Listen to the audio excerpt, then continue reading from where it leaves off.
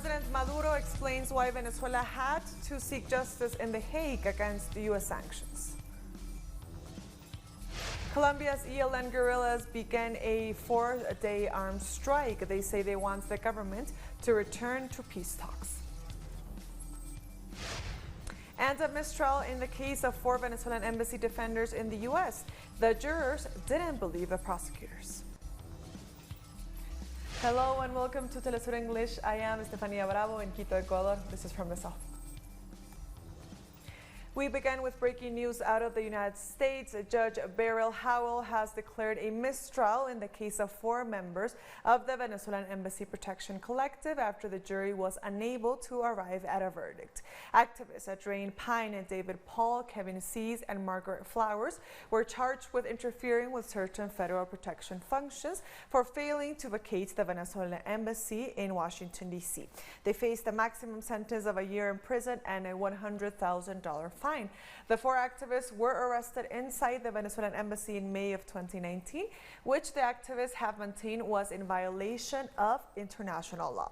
The Venezuelan government stated repeatedly that the activists were their guests and were there legally.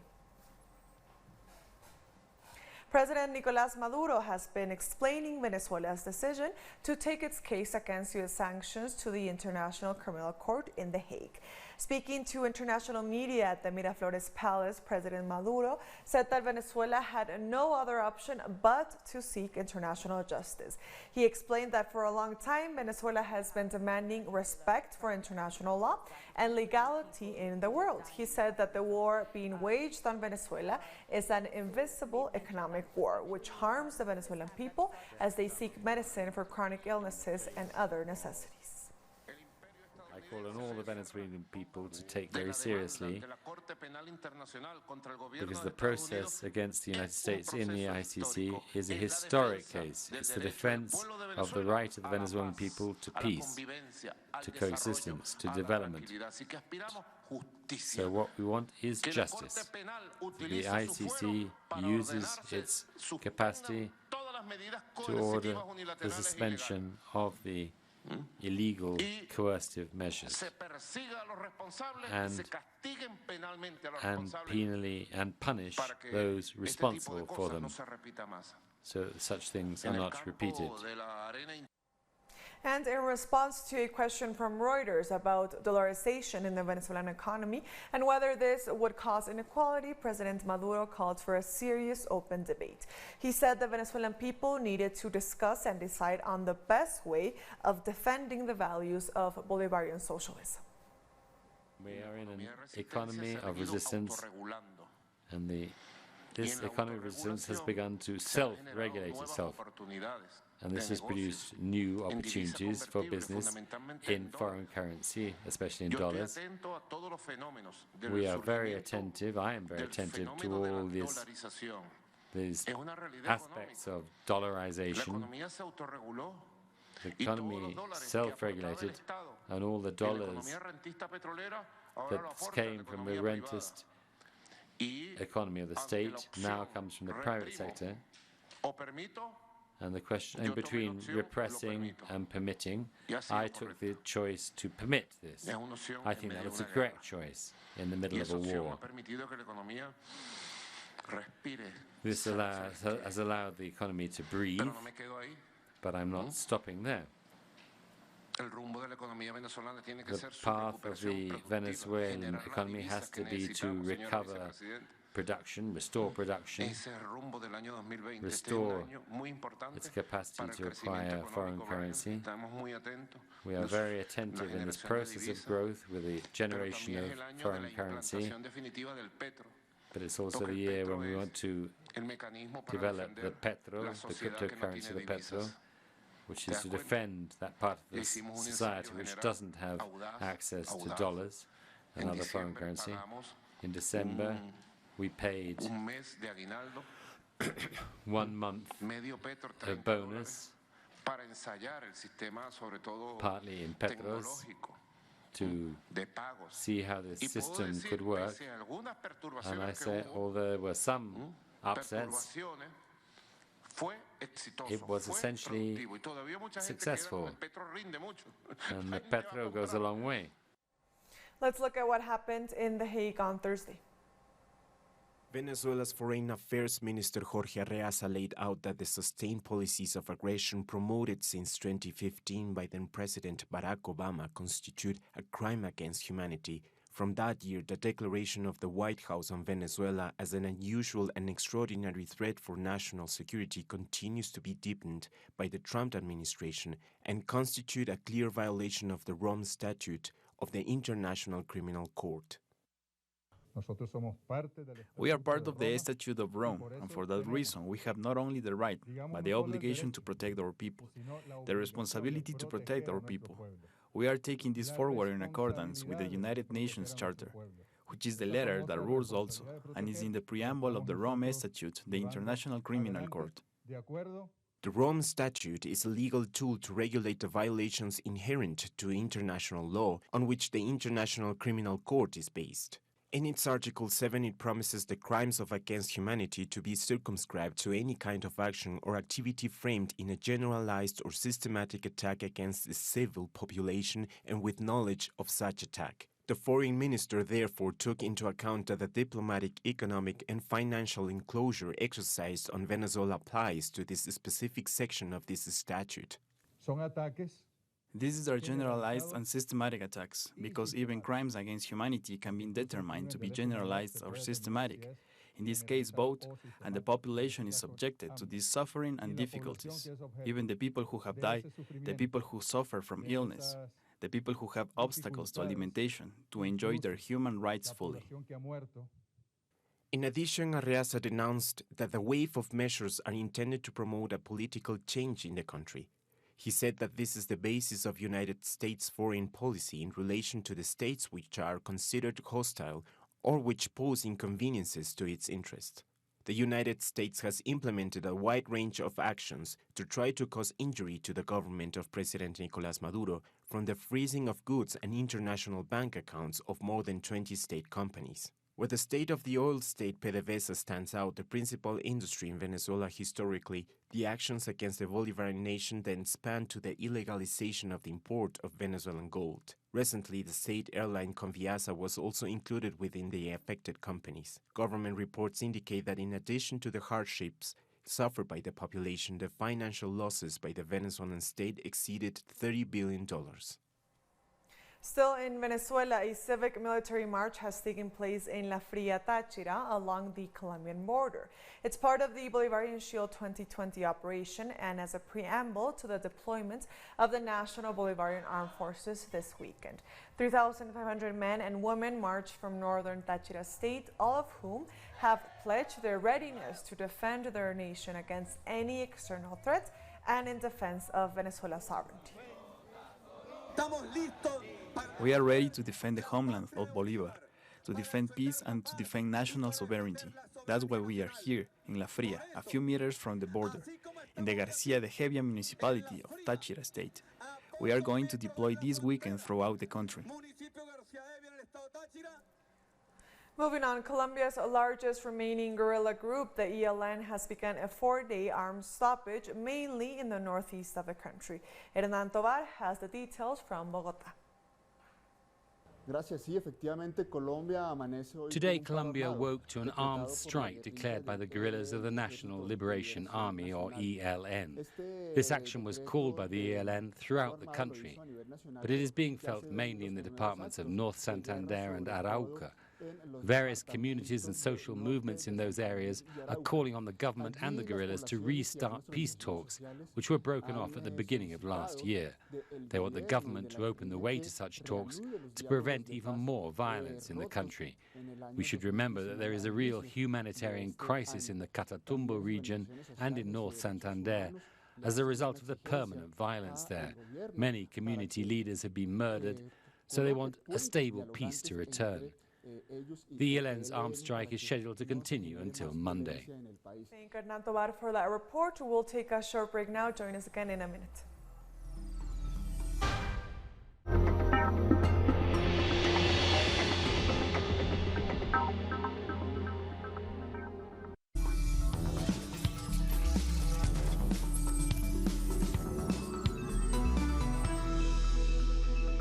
Welcome back to From the South. The South African President's State of the Nation address got off to a rocky start on Thursday. Members of parliament from the economic freedom fighters stopped President Cyril Ramaphosa from beginning his speech 3 times as they raised repeated points of order. The EFF had said it was going to disrupt Ramaphosa's address if he didn't drop the Minister of Public Enterprises, Pravin Gordhan, who they accused of planning to privatize companies like South African Airways and Eskom and of dropping black executives in those companies. The EFF members then walked out, and eventually the president was able to deliver his speech. The president opened his address by reminding the nation about the words of Nelson Mandela, who was released 30 years ago this week. He said, "Our march to freedom is irreversible. We must not allow fear to stand in our way," close quotes. The president said, now more than ever, we need to confront our challenges, as we too cannot allow fear to stand in our way. He acknowledged the current energy problems with Eskom and announced some drastic measures to address the crisis. We are taking the following measures to rapidly and significantly increase generation capacity outside of Eskom. The Section 34 ministerial determination will be issued by the Minister of Mineral Resources and Energy shortly to give effect to the Integrated Resource Plan of 2019, enabling the development of additional grid capacity from renewable energy, natural gas, hydropower, battery storage, as well as coal. The president also announced an increase in police visibility at tourist sites to make tourists feel safer. What is exciting more, which a lot of our tourists are excited about, will be excited about, is the introduction of tourism police, which will be focused as in capacity from the police side supporting us. That is very exciting, and also to show that the importance of this is taken at the head of state level. Members of the opposition described the president's speech as not bold enough. Where the president fell short is that he didn't give himself a timeline to which he would stick to make sure that these events actually unfold. So it's really lovely to say that renewables are going to be added to the grid. It's really great to say that they're going to open the bid window. But these bid windows and these energy supplies could be added to the grid as early as Monday if the political will was there. Alliance partners welcomed the president's plans on education and addressing youth unemployment. A commitment by government over the next 10 years of 64 billion rands, but also the president, as he is emphasizing, we use that to also raise another 64 billion rands from the private sector to forge a partnership to really crack. I think that over the next 10 years, we're really going to crack student accommodation such that at least we are able to actually accommodate sufficient numbers of students such that it will cease to become a big issue. Some members pledged support and solidarity with the People's Republic of China on their fight against the outbreak of the coronavirus. Cuba has sent virologists to China to go and assist the Chinese, which is an important expression of solidarity itself. And they don't count the fact that their doctors and scientists will contract the disease, but they will contribute towards saving humanity from an epidemic bigger than the SARS disease that we have seen a couple of years ago. The president also paid tribute to the recently crowned Miss Universe Zozibini Tunzi and rugby Springbok captain Siya Kolisi of the victorious 2019 Rugby World Cup champions. The president called their achievements a reminder of our potential to achieve greatness against the odds. Johan Abrams for Telesur in Cape Town. In South Sudan, government soldiers and their rebel enemies are struggling to create a unity army within deadline. The unlikely comrades were brought together in military camps for retraining under a peace deal meant to end 6 years of bloodshed that's left 380,000 dead and millions displaced. They are to graduate as a unified army loyal only to South Sudan. This as President Salva Kiir and rebel leader Riek Machar face intense pressure to form a coalition government by February 22nd. Moving on, Brazil's currency, the real, continues to drop as Finance Minister Paulo Guedes starts to burn foreign reserves. Brian Muir has more from Sao Paulo. As Brazil's currency reaches an all-time low against the dollar at 4.35 reais to the dollar, the Bolsonaro government has announced that it's going to start selling off more foreign reserves.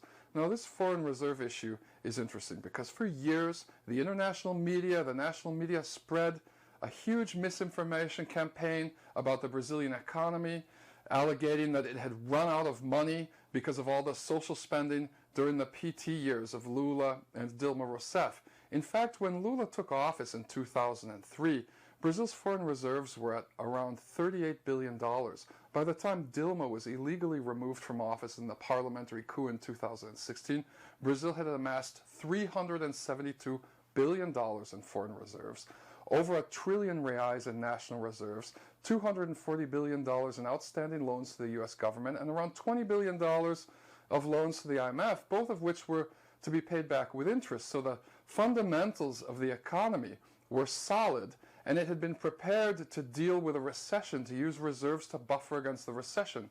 But the coup government chose instead to pretend it was broke and to use this as an excuse to butcher public health, public education, to destroy the retirement system, and to destroy labor laws in Brazil. So now, after all of that, Finance Minister Paulo Guedes announced that he's going to free up another $1 billion of foreign reserves. Now, over the last year, they've spent nearly 10% of the reserves, and there's no sign that this is letting up. In 2019, they spent around $37 billion of the foreign reserves, and the rate is continuing. So at this rate, by the time they're done running the country, Brazil's going to be as broke as it was during the Fernando Henrique Cardoso administration, the exact opposite of what they promised. We thank Brian Muir for that report. In Honduras, 4 police officers were killed and 4 others injured when the MS-13 gang raided a court to free one of its leaders. Heavily armed men stormed the court building dressed in military and police uniforms and freed Alexander Mendoza, also known as El Porqui. He had just arrived for a trial in El Progreso, escorted by security forces. MS-13 is one of the most violent criminal groups in Central America. Bolivia's coup-ousted movement towards socialism party is preparing to launch its candidates in the Plan 3000 neighborhood of Santa Cruz. Freddy Morales has the latest from La Paz.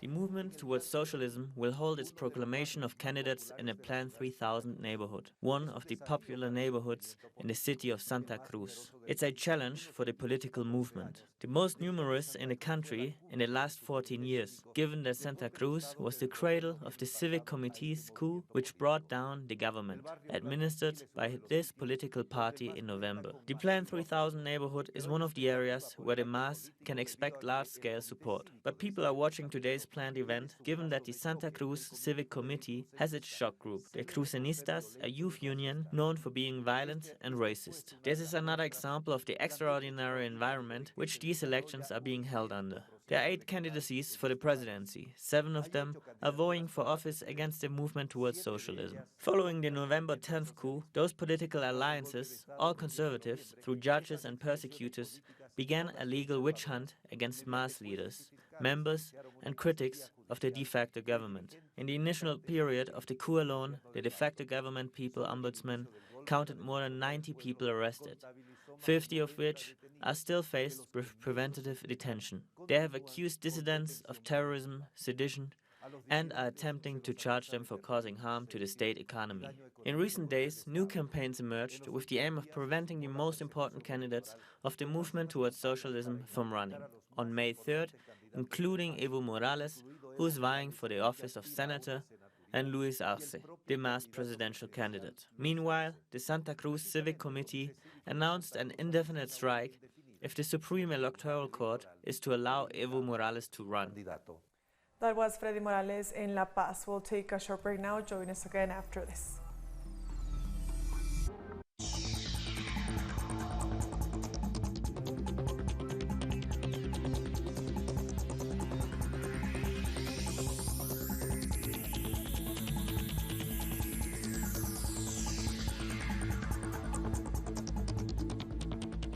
China has recorded another spike in the number of people infected with the novel coronavirus, as confirmed cases stand at 63,851. The rise is attributed to the change in the method of counting in the hardest hit Hubei province. Meanwhile, the National Health Commission said 121 more people have died as the death toll neared 1,400. Currently, there are 55,748 confirmed cases, among which 10,204 are severe cases. There are altogether 6,723 cured cases.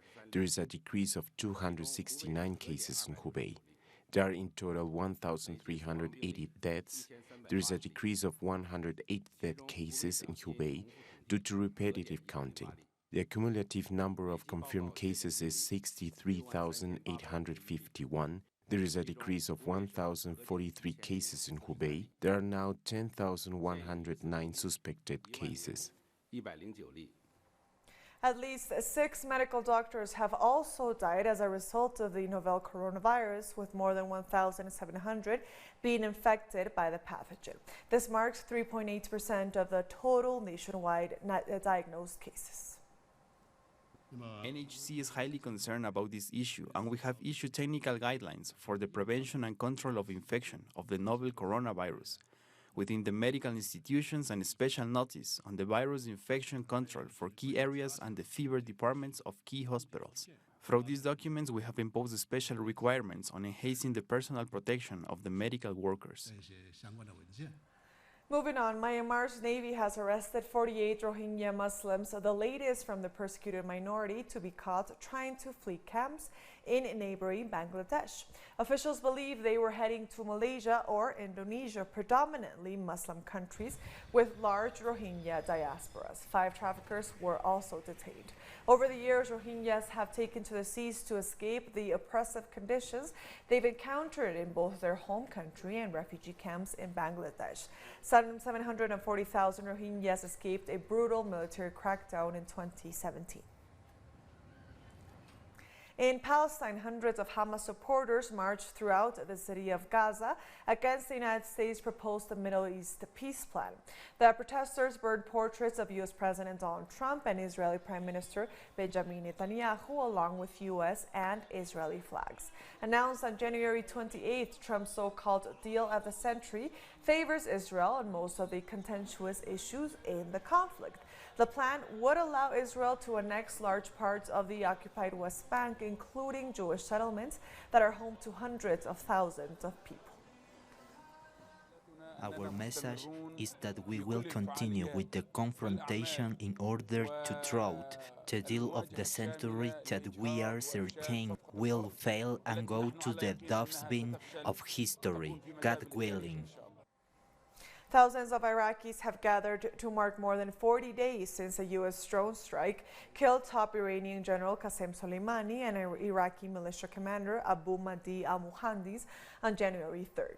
Crowds converged at the cemetery in Najaf where al-Muhandis is buried. Al-Muhandis was the deputy leader of the Popular Mobilization Forces, an umbrella group of mostly Shiite paramilitaries backed by Iran. He was also the founder of the Hezbollah brigades. Soleimani was the head of Iran's elite Quds force and the architect of its regional military alliances. The U.S. Senate has approved legislation to limit President Donald Trump's powers to launch a war against Iran.